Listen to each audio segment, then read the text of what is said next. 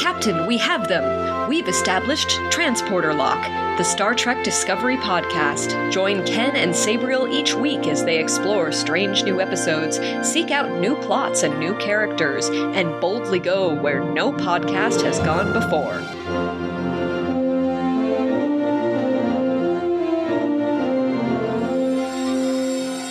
Hello and welcome to Transporter Lock episode number 85 for Saturday, December 4th, 2021. I'm your co-host, Chief Engineer Ken Gagney. I am Captain Sabriel Maston, and that's no moon, it's a ship.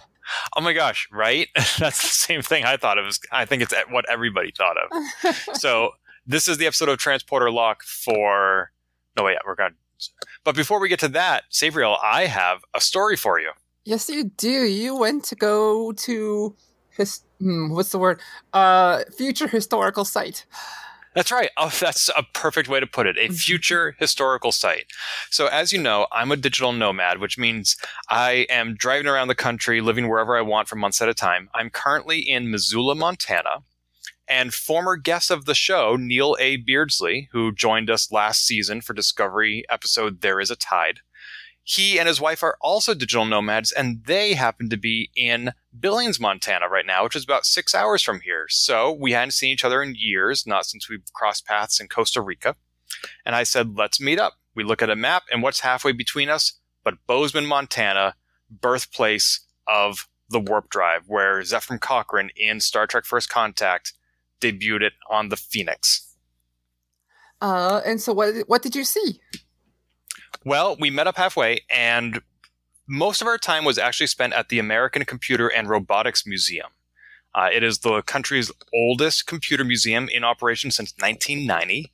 They have a variety of old tablets, and by tablets I mean like cuneiform, not iPads. Also, what was the old Apple one? What's it called? A cuneiform? No. Touchpad? I'm not familiar. The koala touchpad? No, Apple had it. Maybe it. The Newton? Maybe that's what I'm thinking of. I just remember reading it in the book on Steve Jobs about the old devices. There was a Newton. It was the first PDA. That's what I'm thinking of. Yep. Sorry. I didn't happen to see a Newton there, but they did have a variety of old Apple computers. And we had a fun time hanging out there, looking at some stuff that was very familiar to both of us because we're both big computer nerds. However, as far as I know, even though Paramount and the city of Bozeman, as far as I know, collaborated on a tourism video for First Contact earlier this year, there is nonetheless no statues or plaques or other memorials or tributes to the fact that Bozeman is the birthplace of Warp Drive. Well, maybe it's kind of one of those things where it's like, well, this is predestination, then if we do it. And so... Oh, like a temporal paradox. Right, like we can't commemorate something that hasn't happened yet. That's possible. And so, hypothesizing, throwing against, see what sticks. but it's basically trying to force it to happen. You know, it feels weird when they're like, well, I've got this warp drive idea, I guess I got to move to Montana. Right. So the best we could do is we were hanging out, and as we parted ways at the end of the day, we recreated the moment of First Contact, where I played the Vulcan and Neil played Zefram Cochrane. Wait. And we got it on video. Please, maybe no spoilers, but like, did you do the First Contact version or the Enterprise Mirror Universe First Contact version? I mean, there are a lot of hunters here in Montana, but neither Neil nor I identify as such, unless it's for vaccines earlier this year. So, no, it was not the Mirror Universe version. Thank goodness. I hope that's the version. I hope the not Mirror Universe version is what we get in 50 years. I could have put it this way. Let's just say Neil and I will cross paths again. Friend of the show, Shar, and I also have plans. I'm guessing lots of Trekkies have plans to go to Bozeman, Montana in 2063 if we're still alive. Yes, well, I certainly plan on being there. I won't even be 100 yet. I'll be a young, spry chicken still. So we'll see. I will see you there for sure, and I'm sure Neil will be invited as well. Cool. All right. They take hotel reservations 40 years in advance. Well, like in both Back to the Future and in the TV series Timeless, you can put ads in the newspaper or send letters. I was thinking the letters thing too. It's like that letter's been on our desk for 72 years or whatever it was. Right? Yeah, there was an episode of Timeless where he tried to do the same thing. He went to a courier service and said, I need this letter delivered 40 years from now. And somebody said to him, do you really think that's going to work? And he shrugged and he's like, I don't know. It worked in Back to the Future. Amazing. In the TV show, it did not work. Anyway, so we are here primarily to discuss Discovery Season 4, Episode 3, Choose to Live, which featured not one, not two, but 3 subplots. There was the Qowat Milat subplot, which you might say was the primary plot. There was the Stamets and Booker go to Navarre plot. And there was the Adira and Gray working on getting a new body plot. Where would you like to start, Bri? Oh, there's a 4th one in there. A 4th one? What? Tilly. Yeah, I consider that a subplot of the Qowat Milat plot. Let's go with the big one, the Qowat Milat. Okay, in that case, I have to start by saying I hated this subplot. Really? What makes you feel that way? Well, let's start on a positive note. I can tell that you're going to disagree with me, so let's start with something that we liked. Go ahead. That's a big assumption. Did you like this plot? I asked the question first. Okay. I just found it... cool tie-in with Picard. I actually didn't recognize the line "Choose to Live" in the cold open. I should have. It was neat to have that tie-in. Swordplay is always welcome, and it was a great bonding opportunity for Burnham and her mom. And we can go into more detail about any of those. But I got to say, what I found unlikable was just how unbelievable it was. I felt that Javini was...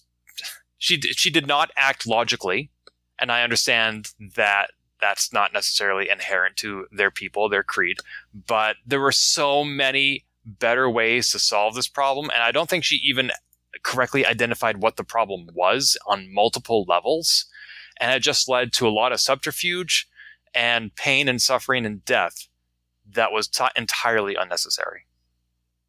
I can totally see those points. Savini was Romulan, not Vulcan, and so I don't know how much has transpired in the hundreds of years since, how much of the Vulcan, I'm not trying to temper your emotions is there. I could totally see, like, it was not logical. Tilly does talk about how, because they're like, we could just ask, and Tilly's like, no, the Federation would have wanted to know why. And also, but then that, to me, that's like, well, the Federation would love to help. But it did feel like one of the weaker parts of the driving forces to get our characters to interact with each other and to show the bigger subplot of the Federation president being a politician. Yeah, I agree with Tilly's point. She makes a compelling argument that the Federation might not have... once this information was released to a large body, the wrong people might have found out. I can appreciate that. But that doesn't mean that Javini could not have told other Qowat Milat, because, they're a sisterhood, and they should be able to rely on each other. Yep. That's something we didn't really get to explore. Like, why didn't she do that? Well, I guess even Michael's mom said they hadn't heard from her for a few years. So she's been gone for a while doing whatever she's doing. And who knows, something may have, just warped her mind, warped her sensibilities, but also, like, how many times in our own lives have we convinced ourselves of one thing is the right path? Doesn't mean get right. Like, I think we might be forgetting some Qowat Milat stuff from Picard. It's like, this is her journey alone, basically. Doesn't mean you always make the most logical decisions. How many times, like, I wish I could logic myself out of depression or, thoughts that make no sense. But you just can't when you get something on there. But that also it does feel like the weaker part of this episode. I'm not going to, disagree there. Like, even when Elnor took up Picard's cause, that was not a secret to the rest of the Qowat Milat. Like, the entire Sisterhood knew that Picard arrived there looking for somebody to take up his cause. He also was still in contact with them. Vinny had been gone for a few years, so I don't know if it was intentionally a secret, but she sure didn't try to seek other, internal help. So my other issues with that plot are, if the spatial anomaly is what she was responding to, knowing that this was a threat, then she probably, you made a point that she'd been off the grid for years, but the spatial anomaly just became known to them, in the last few weeks. And so all these dilithium heists must have happened since then, if that is what she's using as her excuse to engage in this act of terrorism. You know what? This season of Discovery, we are getting they're small, but some time jumps that we're not used to at Discovery. That's true. It's true. It's still, though. And also, if the spatial anomaly is the threat, then there are much larger populations to worry about than this cryogenically frozen race. And I'm not saying that invalidates the risk that they are at and that they do need a representative. But there are entire planets that may not be in the Federation and which have no idea that this threat is coming. So Discovery is very good, tends to be very good about what they put in their show and making it matter. Even in season 1 when Harry Mudd was doing his little reset in time and trying to break into Discovery to find out the secret, there was a reason for it. And here, it almost makes you feel like there's a reason they brought this group of aliens who got here somehow a long time ago. It feels like it's going to be important for later in the season, but we just don't know yet. This Discovery loves to keep their cards close. Kind of like how the evolution of the Kelpians in season 2 tied into the season finale. Yeah. And so I would say don't forget this. It happened. As we are wont to do with Star Trek, is usually, one-off and they're gone. It may or may not become important, but Discovery tends to like to make it important. I'm glad you're distinguishing between Discovery and the rest of Star Trek, because, again, I will bring back what happened to the sentient Enterprise from TNG.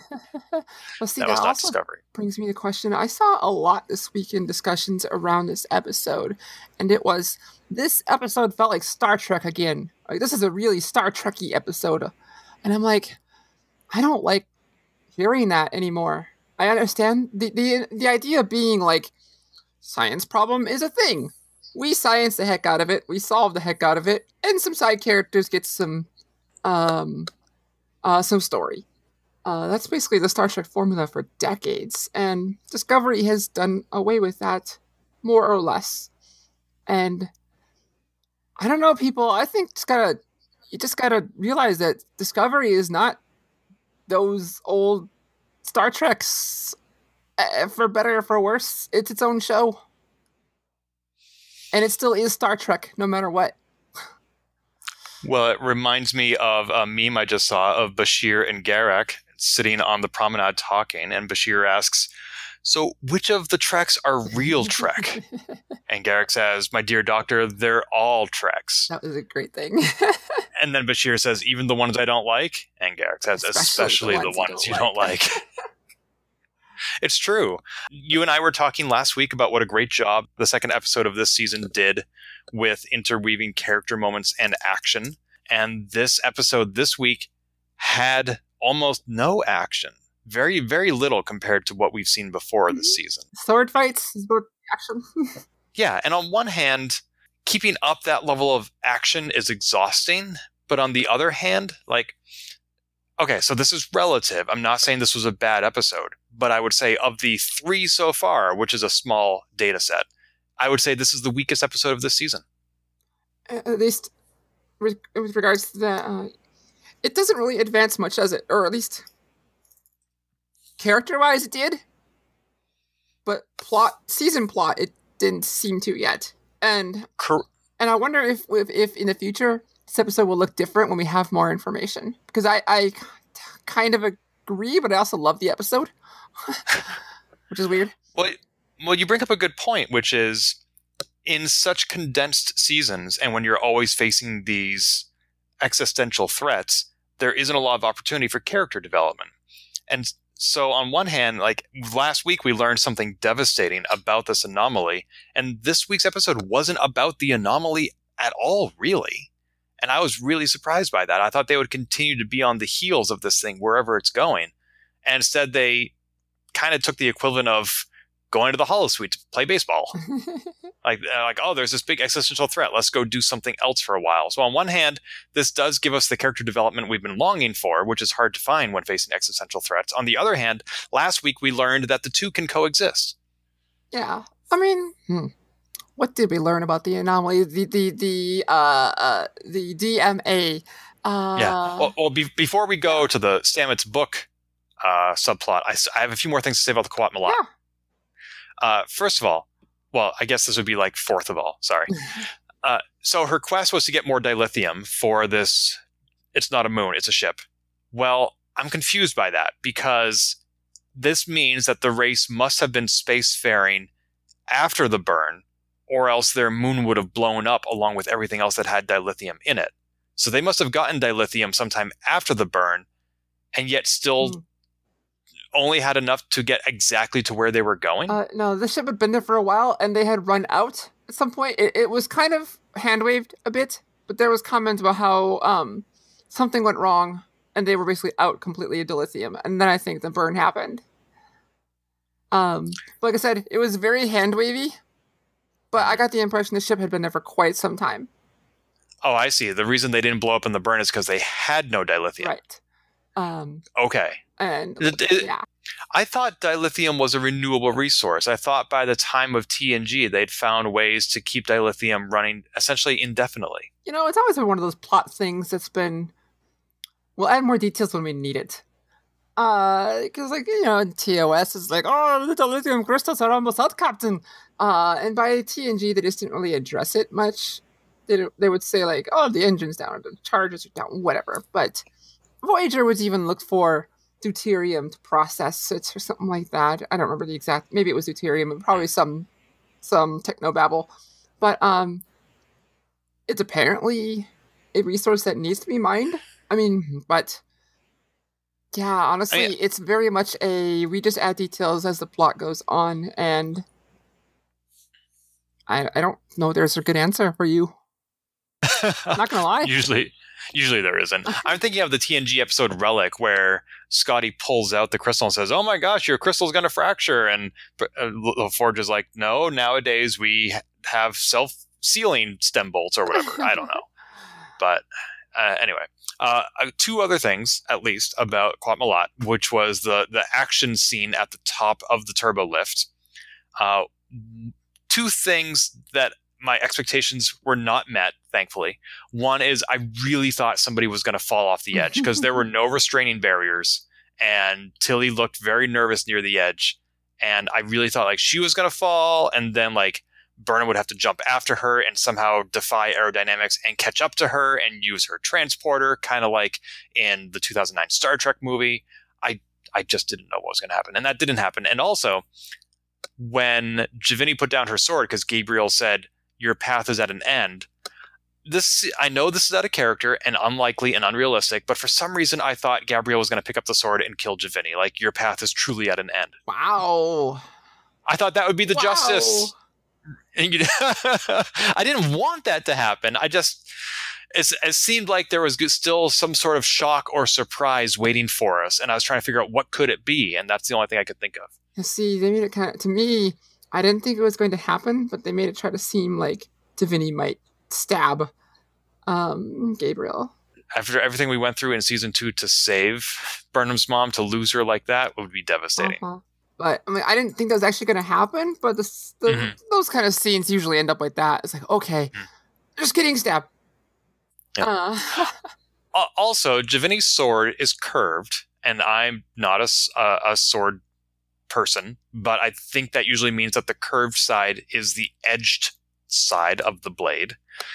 And as she was holding Burnham's mom hostage, the curved side was pointing away from her throat.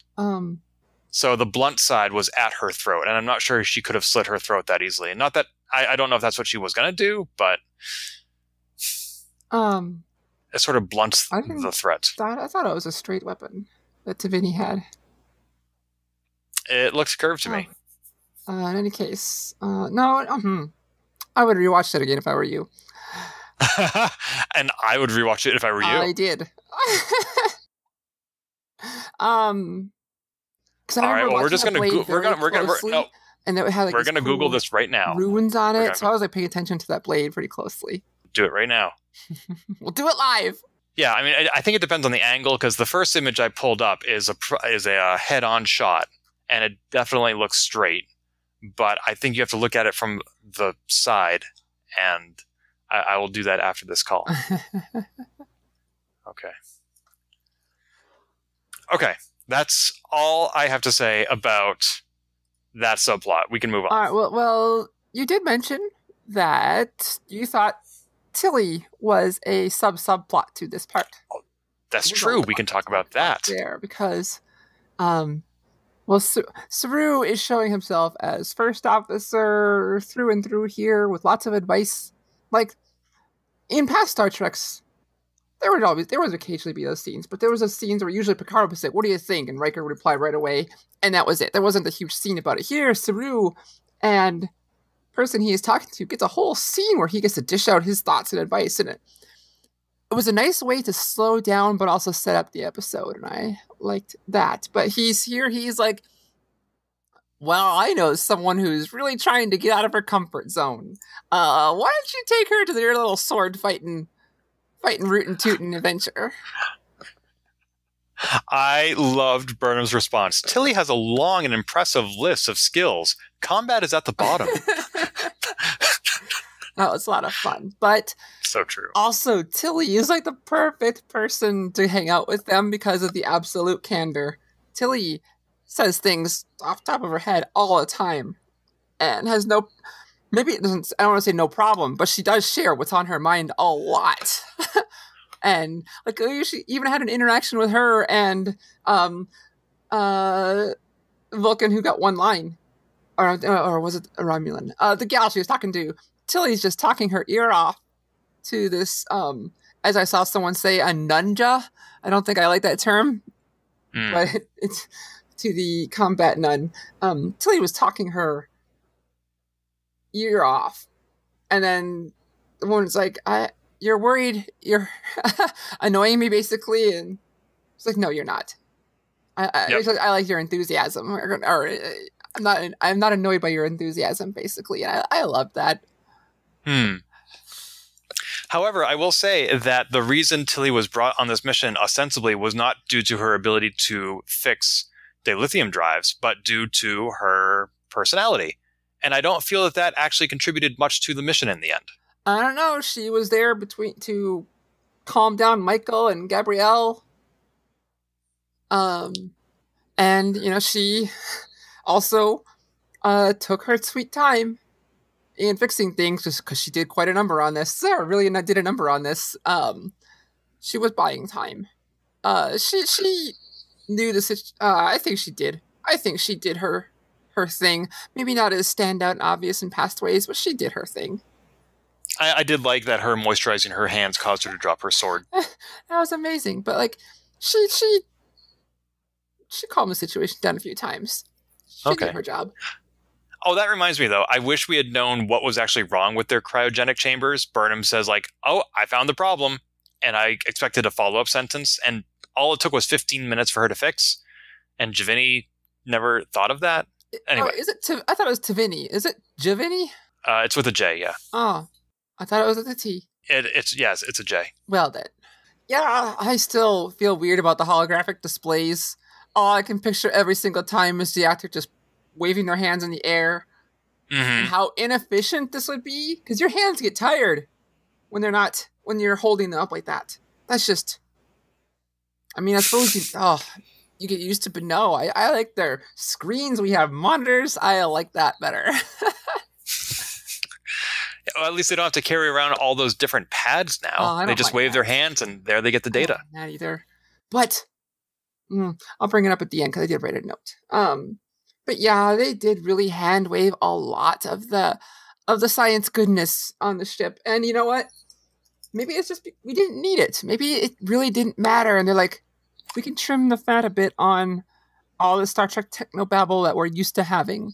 Like, I don't need to know about the combobulators and the gizmo dudes. Like, it's fun. We grew up with that.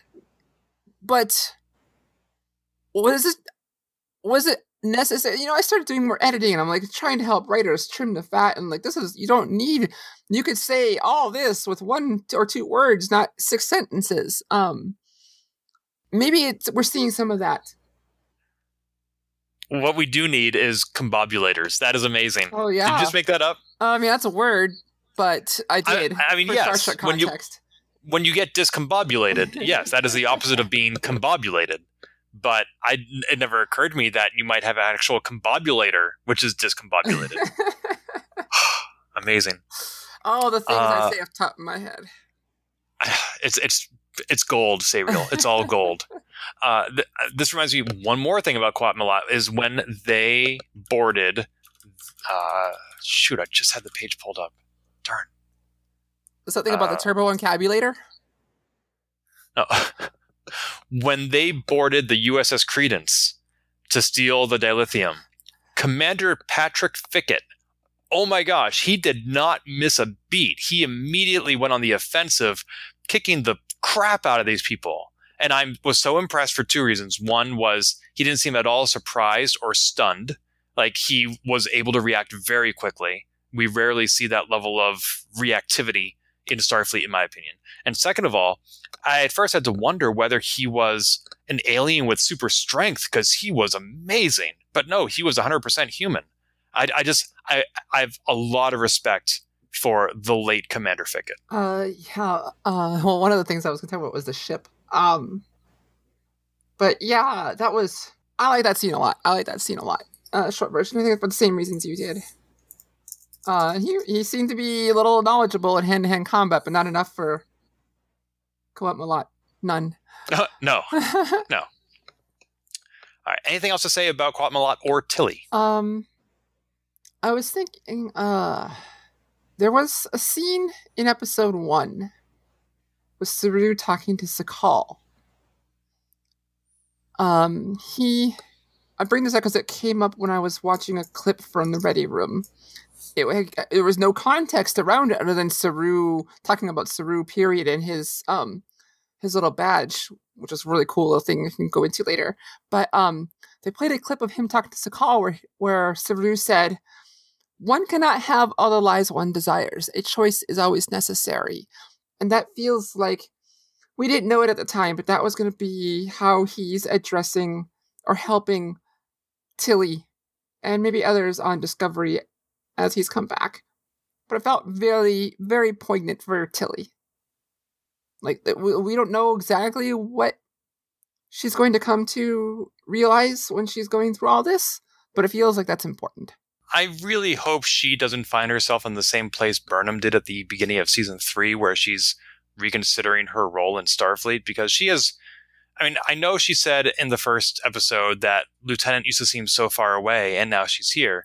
There's a possibility it's not everything that she thought it would be, but I hope that wherever she does want to be is in Starfleet, and specifically on Discovery. I think it will. I think, and I could be misremembering what Tilly's full relationship with her mother was, and I did look it up, but I couldn't find an answer without rewatching the episode. But I know Tilly had a very strained relationship with her mother. But I think Tilly kind of did this, wanted to be an officer to kind of show, like, I can do this. F you. To her mother. And if that's true, if I am remembering that correctly, I was thinking she's now trying to find a path, or she kind of realized that's not enough to push her on, and she's needs help finding the path to do this for herself. It's purely based on what I think I remember from like season 2. No, you're right. Her mom was critical of everything she did. I don't know if that was necessarily a motivator for Tilly or actually more something that held her back, because there have been a lot of circumstances that have changed for Tilly in the past season or two, but especially everybody she practically ever knew or loved, including her mother, is now dead. And she is freed of that abuse. And that's, in a way, what it is. Yeah, and so she's free to explore who she wants to be without that context. Yeah, I'm wondering if that's where this is going, but again, that's purely if I'm remembering correctly. I might not be. Well, I certainly see some value in what you're saying. I used to sing in a men's choir. The director, Lewis, had, in some ways, an adversarial relationship with the choir. Like, we all respected the hell out of each other, and we put on some great concerts. But nonetheless, there was some amount of tension. And then he retired, and his successor, John, an equally talented musician, also put on some wonderful concerts. But it felt more like we were a big, happy family. Mm-hmm. And that's not what I was used to. And I realized that the tension we had with Lewis was in some ways a motivator. We wanted to prove to him that we were as good as singers as he thought we weren't. And with John, I was like, there's no incentive for me to do that well because you already believe in me. So why should I? Like, well, some people run on spite and some people don't. Yeah, and I certainly don't think I am a person who runs on spite, but it was just that is what I was accustomed to. It was the only choir I'd ever sung in. Lewis had been the only choir director I'd ever had, so he set the precedent. And in that very specific context, it was what I was looking for after that many years.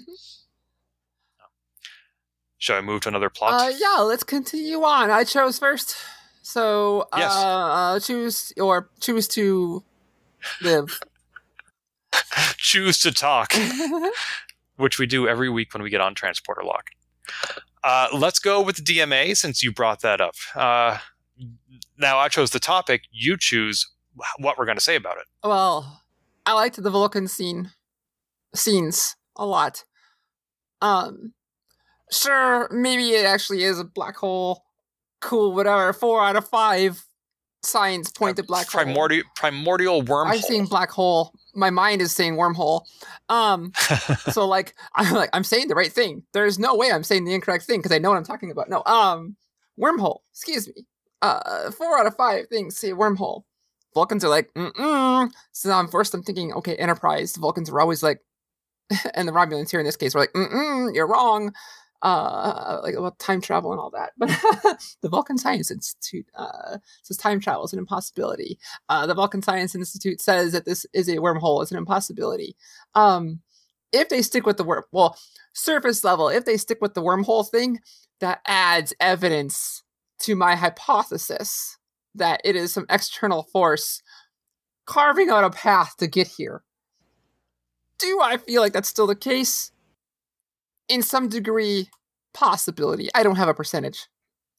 That's surface level thoughts. A little. What about surface level? How about you? Did you enjoy this a little bit? Then we'll dig in. Well, I have 2 questions to what you just said. When you say somebody carving out a path, are you referring again to the Kelvin Empire? Kelvins or external force? Yeah. Right. And second of all, if it is a primordial wormhole that is being created artificially, why would it matter that it needs to change direction? I know, that's weird. I mean, I got thinking the Barzan wormhole pops around, but like, why would someone direct this to it? And so it feels kind of like a weapon in that regard. If it's a device and not a being, it feels like a weapon of some kind. The Barzan wormhole being the one that stranded the 2 Ferengi in the Delta Quadrant? Yes, but I meant the primordial wormhole here feels like a weapon. Right. No. Barzan one just popped around wherever it wanted on one side. Oh, right. I just want to make sure I was remembering the right one. You got it perfectly. I mean, also good for anyone listening. I just can't assume you know what I'm talking about. I don't know half the time what I'm talking about. So yeah, I guess it could be like one end of a wormhole trying to stick itself in, like make a post in the hole or in space and say, this is where I'm going to sit. I don't know. But it still feels like someone out there is causing this thing to like prepare for someone's arrival. Interesting. So when it finally stabilizes, something will emerge. I from a dramatic perspective, I can see that happening. Yeah, if it's a wormhole. I mean, there's so many ifs we don't know. I'm throwing things out there with not really believing one way or another. I'm just trying to, like Stamets, I'm trying to get like the evidence that points to what and seeing what sticks. Well, a wormhole serves two purposes. It moves somebody to somewhere they want to be, but it also moves somebody from somewhere they don't want to be. So maybe it's not just that they're trying to get into the Alpha Quadrant.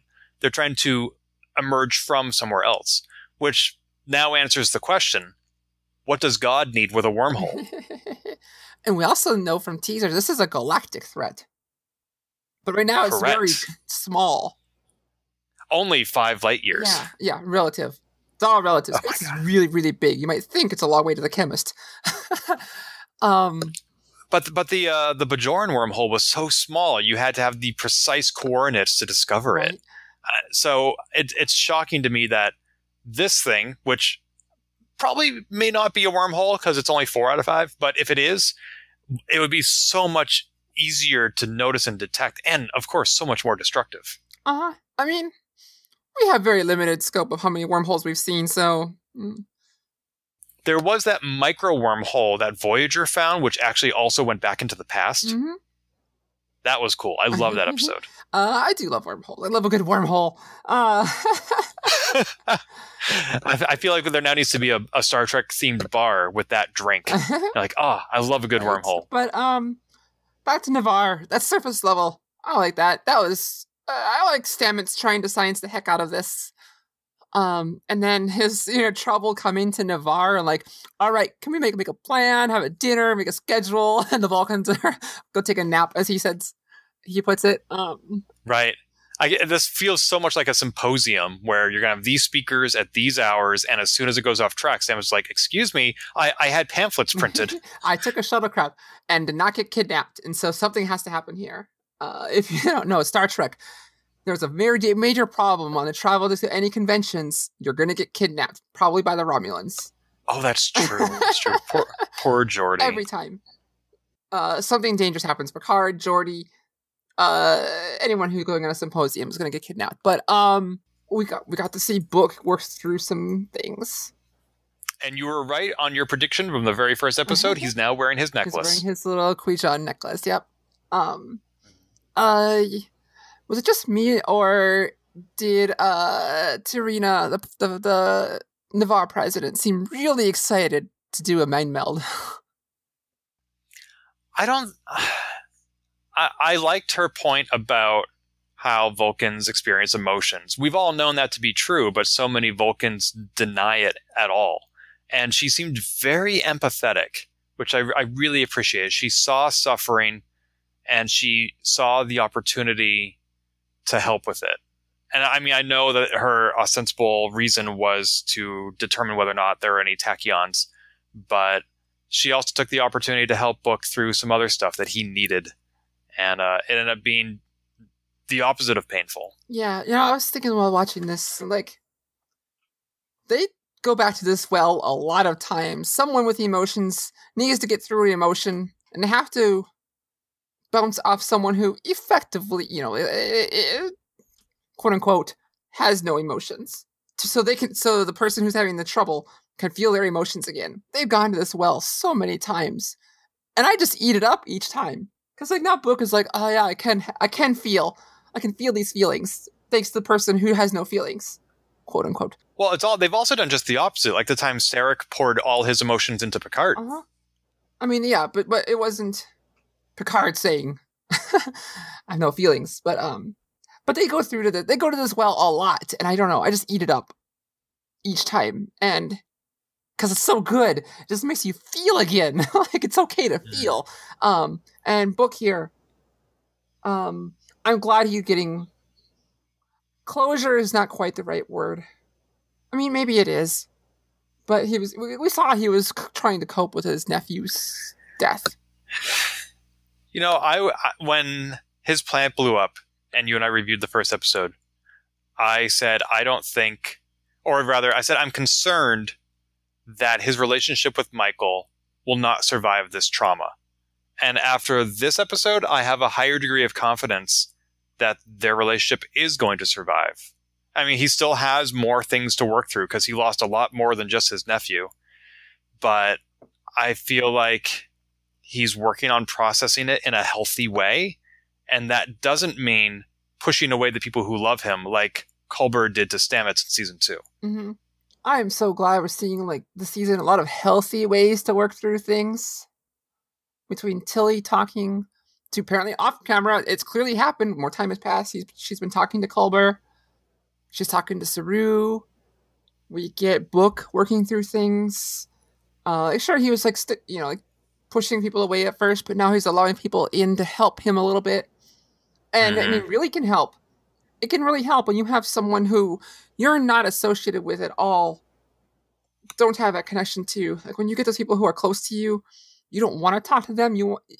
But you kind of find yourself talking to people who know nothing about you, and that happened here. And that can be really helpful in some case, for some people, for some cases. And that seemed to be the trick here, too. And yeah, I loved seeing Stamets also being empathetic. Like, at first, he said to Book, oh, you don't want to come. It's going to be a lot of math. It's going to be really boring. And finally, he's like, look, I'm going to have to do a very clinical articulation of your trauma.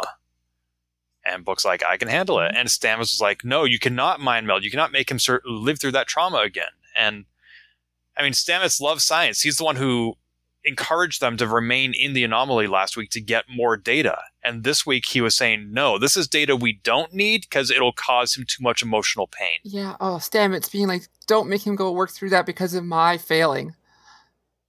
Yeah. So good. I want to feel around all the Vulcans.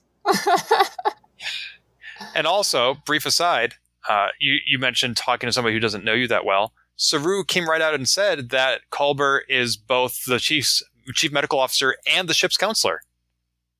Yeah. Like, did we officially know that? I mean, I don't think it was said. It was just assumed. I mean, we've seen him performing in that capacity, but I hadn't heard the title associated with it. So it was nice to get some confirmation that for the first time since Deanna Troi, we have a ship's counselor. How very 80s. I like it. How very necessary. Well, that was one of those things people would say, like, oh, I can't believe it's a hotel in space. You got a counselor on your bridge. Oh, yes, it's a hotel in space. And we get a counselor on the bridge. Why not? And then, anything else you want to say about Navarre?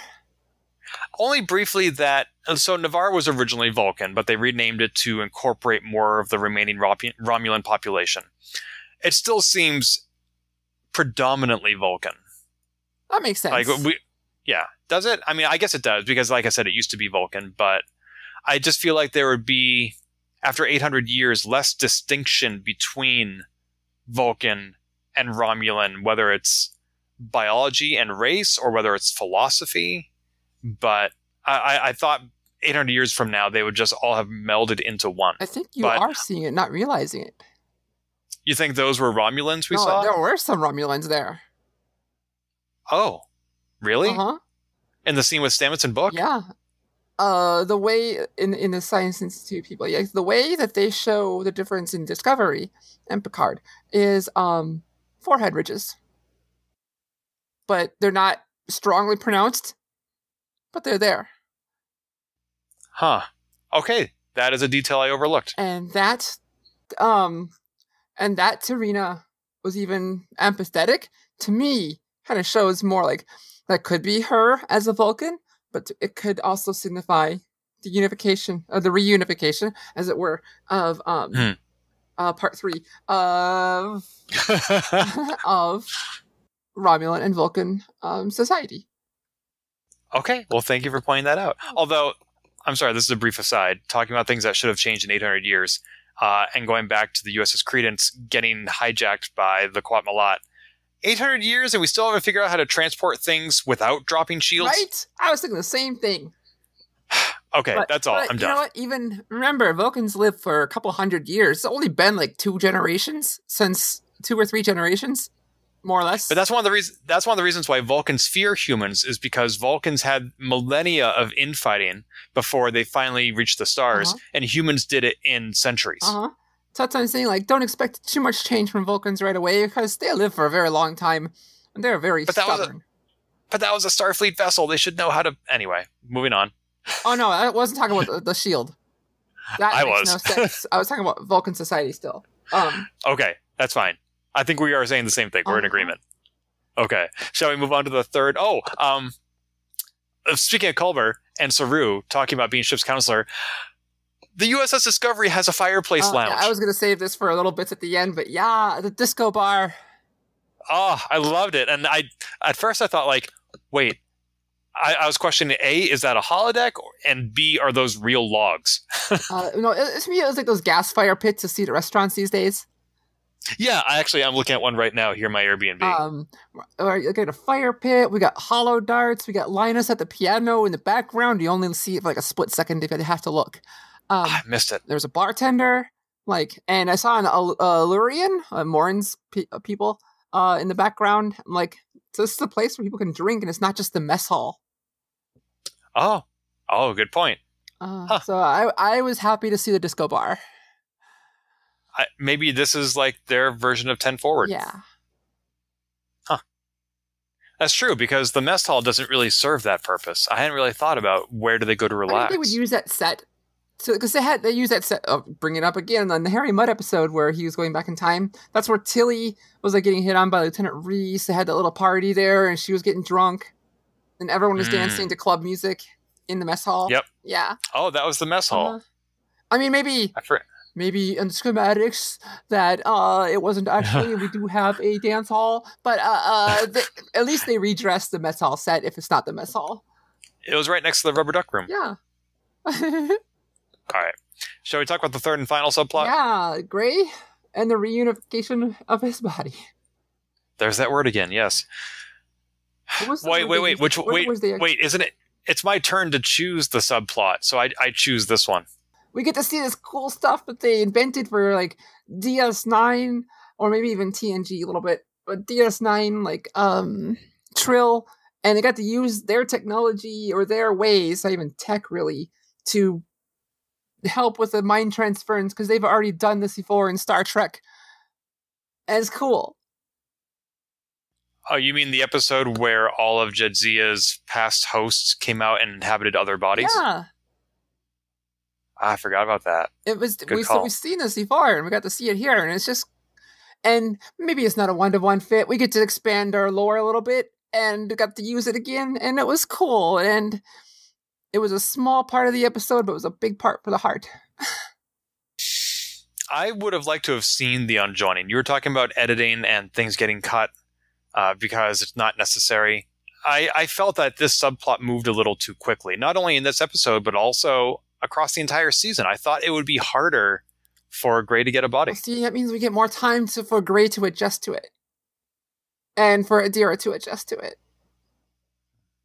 You know, when Culber and Gray hugged, one of my first thoughts was, neither of them is in their original body. You're right.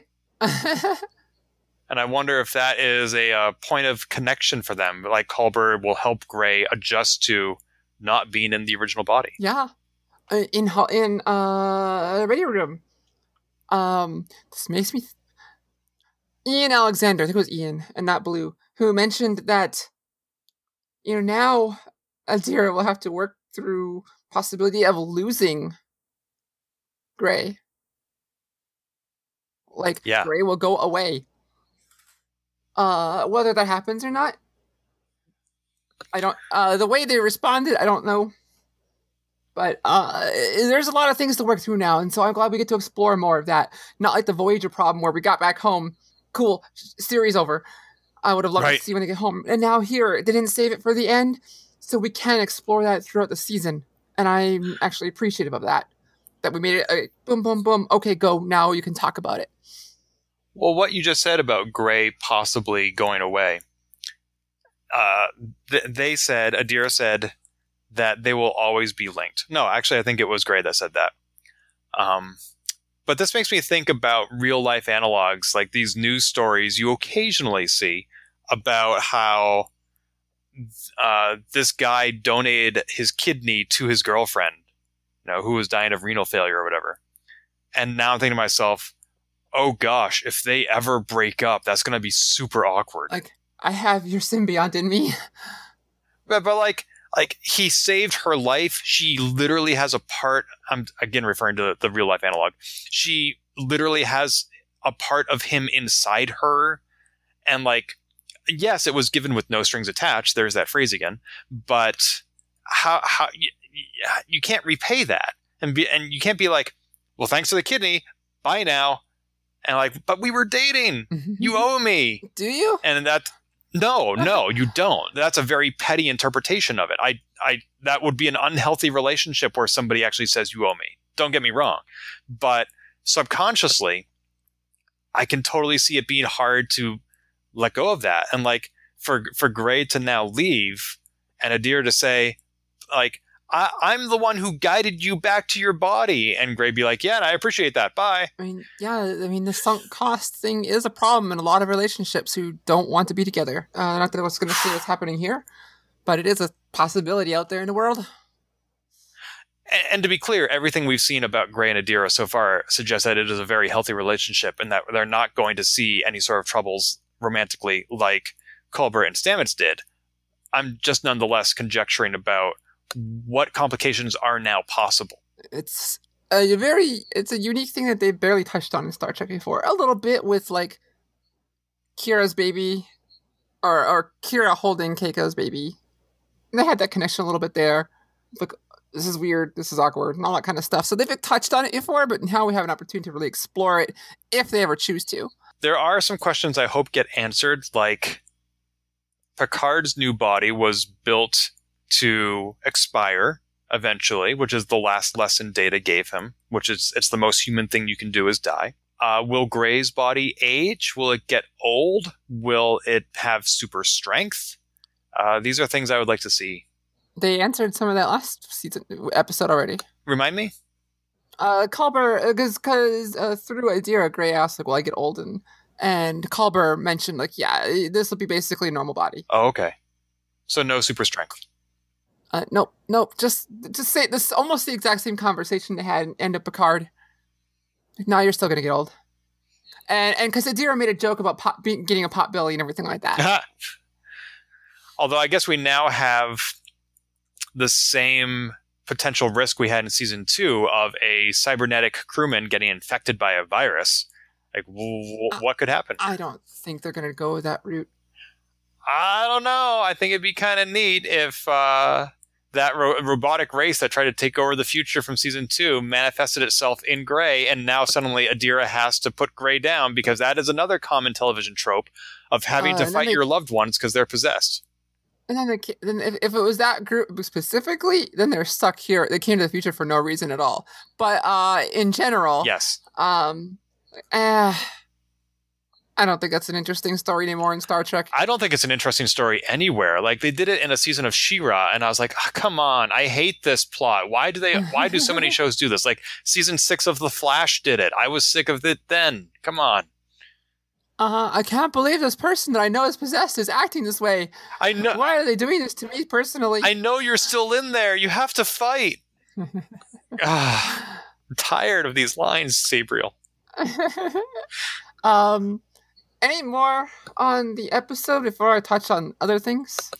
2 quick acknowledgments of jokes. One is the scene that Burnham and Vance had near the beginning of the episode, and Vance said, oh, like you're the first violin and I play the drums, and the president is the conductor. I like that analogy. And Burnham says, that's a lot of metaphor in there, and Vance says, well, they pay me by the word.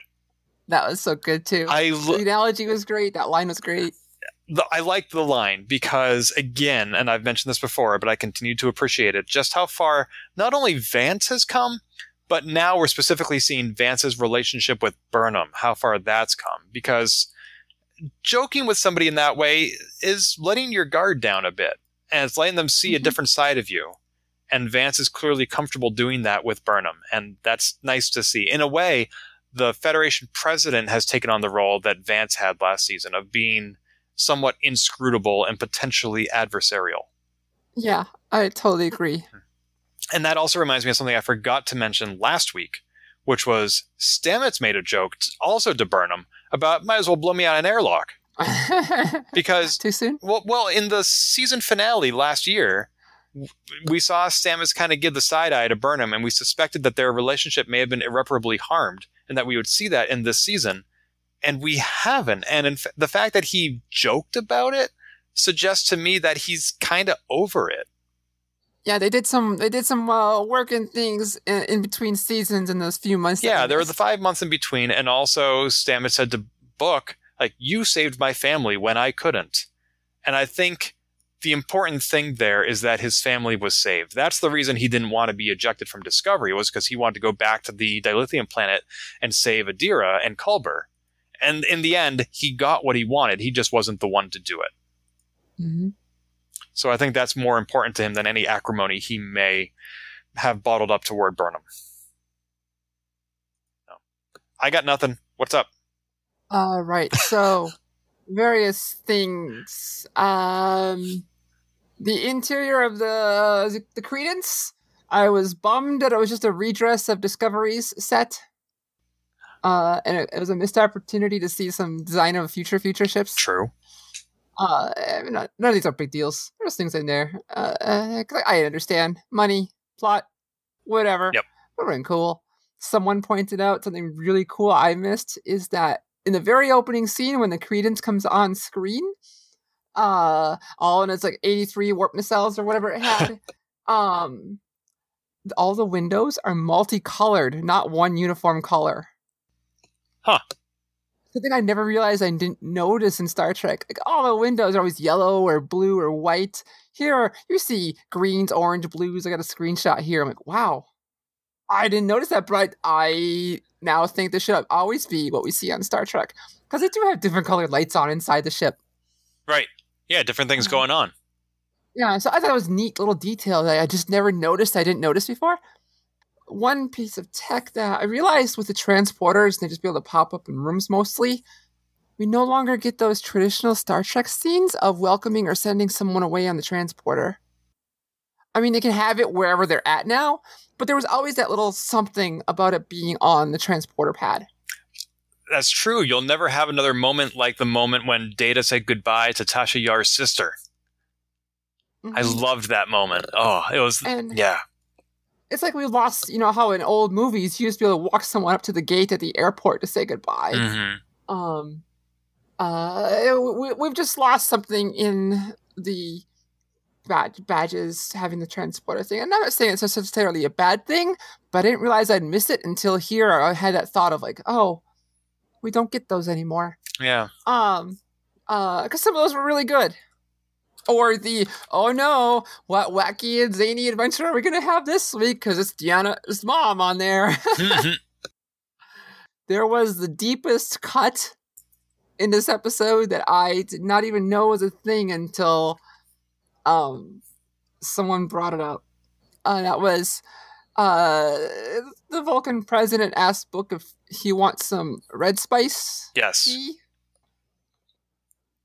So red spice is a Vulcan spice, obvious, and the one time it's ever been mentioned in Star Trek before was second season DS9 episode Second Sight. And when I say that episode, I don't remember this episode at all. I was like, I gotta try to figure out what this episode was. So I watched the trailer from, the 90s of this episode. I don't remember this episode at all. It was one where, I do remember now seeing some more of the show, but it was one where Sisko is imagining a girlfriend and they scan her and she doesn't exist. But then they, later in the episode, a human scientist comes on the ship and, whoa, there she is, married to him. And they're trying to figure it out, but whatever. This guy is an eccentric scientist. He loves to talk about himself and everything. And in a weird scene, like they actually have the entire senior staff of DS9 on the ship at this little dinner party, which is something you never saw. And Sisko is having a little conversation to Dax privately at this table while everyone's enjoying dinner, talking around dinner. The camera is focused on those two having these conversations. And in the background, our little scientist, who's very eccentric and talking, is just talking in the background, and he mentions Vulcan red spice, and then another list of ingredients. It's the deepest cut. That is extremely subtle. It was so subtle, and I went on this like 20-minute journey into researching and watching scenes and pulling up the episode to catch this reference. Like, some of the writers here, or, you know, the writing room takes a lot of care in trying to find these. It's not the first time we've heard of these deep cuts either. And so I just got a kick out of that they went to so much trouble to do that, and I went to all that trouble to research it. In the writing room, Will Wheaton had Blue and Ian on the episode today. But he said before we talk to them, there's something I want to say. Because one thing he's mentioned before, that he is as old compared to them as Patrick Stewart / Picard was to Wesley Crusher during that time period. Which is already wow. But he said, and I wrote this out because it was something like, wow. He said about Adira, that Adira is everything I ever hoped Wesley Crusher would be. They are a respected, valued, trusted member of the crew, and they don't take it for granted. And knowing the troubles that Will Wheaton had on TNG, where the cast loved him, but the production crew didn't, it was really powerful, and I suspect that's why your friend suggested to watch it. And I do too. It's right away in the first few minutes. It was kind of a powerful moment, and it was really sweet. Cool. Maybe I'll go back and watch that then. I highly suggest it, even if only for that little bit. But I think the whole Reddit Room episode was good. And I have finally taken a breath, and that is all I had to say about the episode. I think I'll wait until after episode 4 of this season before I go back and watch season 3's Ready Room, because as you and I discussed off the air, there is I consider it a spoiler. A certain character appears next week, and I didn't need to know that ahead of time. Okay, here, I'll ask a question before we go. Do you feel it takes something away from the episode? Or knowing that it's a bit less of a surprise. I like being surprised. Okay. I wasn't trying to judge or anything. I'm just curious, like, what I get lost. It. The element of surprise. And what does that leave us? Guile. Anyway. And I would be curious if you feel, after the episode, how you feel, like, do you feel that changed your relationship with the viewing thing? Maybe it's part of a bigger spoiler, non-spoiler thing, but anyway. The fact that we're already having this conversation means the timeline has changed. Lastly, before I let you go, I all discovered this week, and I'm going to give you a link, so you can maybe put it in the show notes, whatever like that. A lot of people already know about this, but I somehow completely missed Star Trek Intakes series. Oh yeah, Ryan's Edits. I back him on Patreon. I somehow completely missed these. Actually, I might have think I've seen, now that I watched them all, I might have seen 1 or 2 and didn't realize it was part of a whole grand thing where they take the outtakes and then cut them back into the episodes. Like 98% of them are that. Once or twice he kind of made his own edit of a voice line, but basically taking all these outtakes and putting them back in as if they were in the episode, and oh my god, it is so funny. They're hilarious to see the characters perform so out of character. See, what led me to it is because that video I mentioned last week of Captain Archer saying anything That's by him. made by him. Right. So I was looking more into it, and I found these intakes, like, oh my god, this is so funny. He also just released the 12 Days of Star Trek. Nice. It's a Christmas Carol that he released last year to his Patreon backers as an unlisted video, and now he's publicly published it, and it's quite funny. Nice. Instead of 5 golden rings, there are 5 lights. Something like that. Awesome. So anyway, look for Star Trek intakes. There's like 93 of them at this moment. So they all are like 30 seconds to a minute long. They're amazing. I watched them over a course of a few days. I loved them. And then if you want to, like me, you can start throwing that guy a couple bucks every month on Patreon. Yeah.